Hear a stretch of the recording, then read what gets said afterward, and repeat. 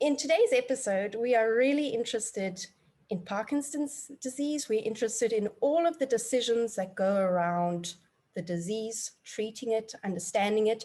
Before we go into that, can you tell us a bit about your decision-making, specifically your decision to study and become an expert in Parkinson's disease?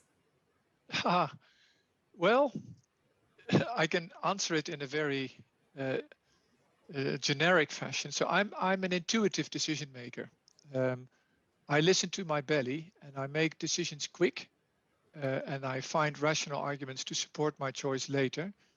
I know that some people make their decisions after very careful deliberation, weighing all the pros and cons, but I'm a very intuitive person. For example, when I hire new personnel, when I decide whether or not I go for a grant or whether I see an opportunity, it's usually a split-second decision. And of course, I'm enough of a scientist to then work it out in a more meticulous fashion, but I make quick decisions. My decision, an example perhaps, is that I chose to become a neurologist because my mother had a neurological condition, multiple sclerosis.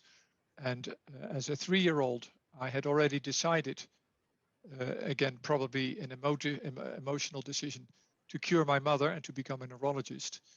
And I went into medical school with that perspective. And then in the 3rd year of my education, I wanted to go to the United States to boost my career.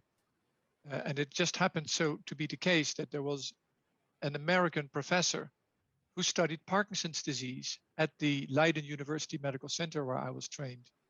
And so my boss introduced me to him and I switched to Parkinson's disease.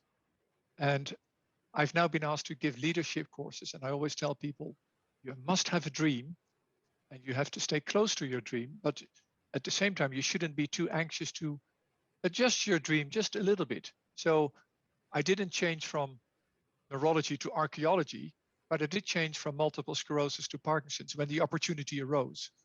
And that was, again, a quick decision, although I have to say that Parkinson's really grasped my heart. I've seen these people.